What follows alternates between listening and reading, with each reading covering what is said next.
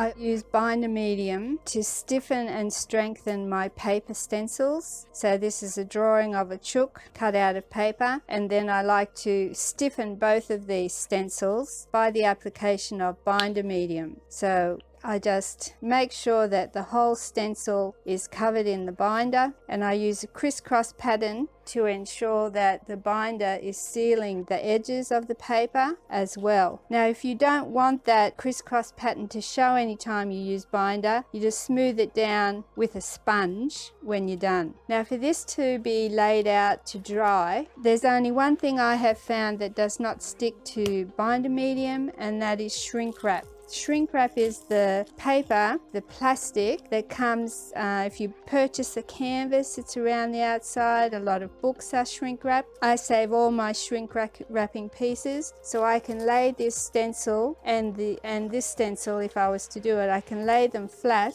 on this shrink wrap and the stencil will not stick to the shrink wrap.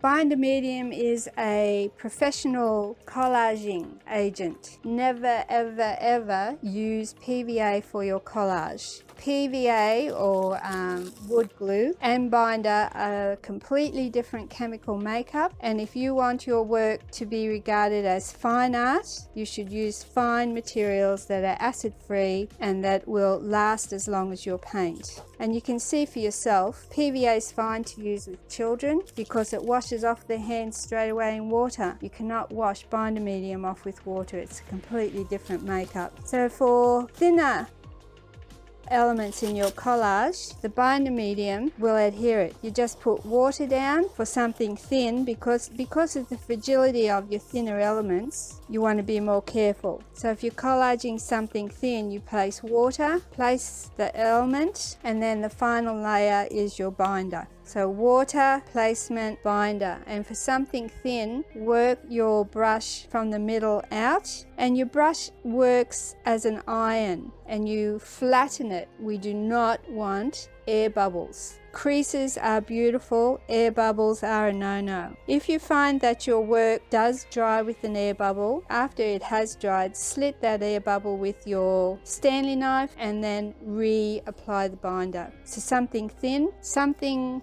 like some of your elastic materials, snake skin, something like this is going to expand as it is adhered. So you put the binder on the surface to be applied. This is actual snake skin. Now this snake skin is going to expand as it absorbs the moisture of the binder, so you definitely need to work from the middle out and encourage it to spread as it is adhering. Using natural objects is an interesting process in collage. Because the binder is a sealant, you don't have to worry about something being acid free or not, because the binder is on the bottom and seals it on the bottom, and then the binder is on the top, seals the surface. So whatever you decide to collage is going to be completely sealed. So if you have natural elements, you don't have to worry about them breaking down once they are collaged onto your surface. The only caution is that you wouldn't use green leaves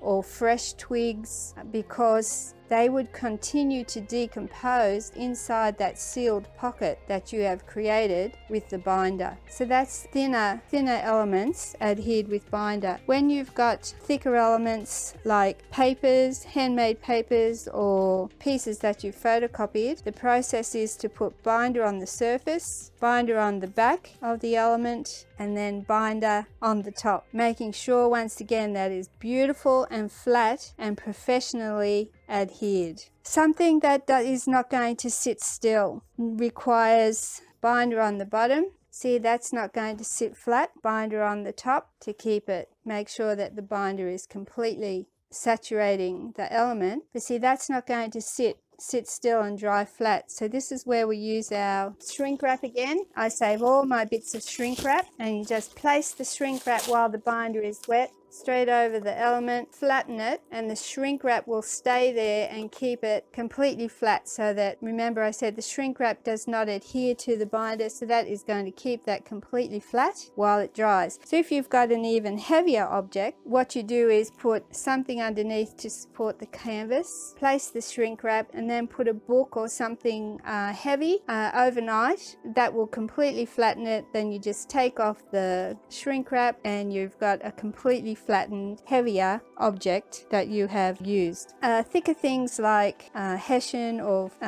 fabrics, really thick papers, you need to make sure you soak them in water before you adhere them to make sure that they completely absorb the binder and will remain firmly in place. The object is to be creating a piece of art that is going to be fine art with no sloppy details. I'll just put that little guy right there. We'll put a bit of pouring medium because pouring medium is thicker.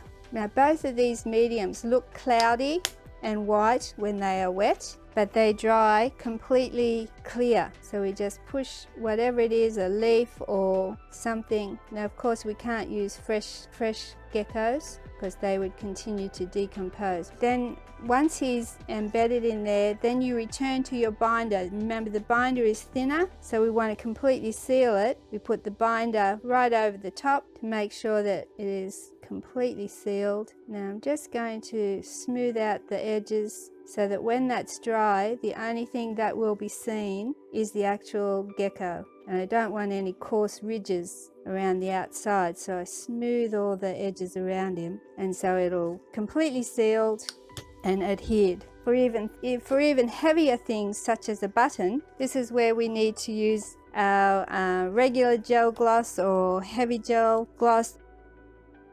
So you need to make a bed. Now remember, the gel is exactly the same as the two pouring and binder mediums in that it looks really creamy and white while it is wet, but it will dry completely clear. So we've got it set in there, and now we need to seal this exactly the same. So once again we return to our binder medium and seal that right over the top. And while we're sealing it, we also smooth out the edges so that there is a really lovely smooth transition from the canvas up to the element. So when that dries, all you're going to see is the actual button. When that dries, all you're going to see is the little gecko. There will be no hint of the mediums whatsoever.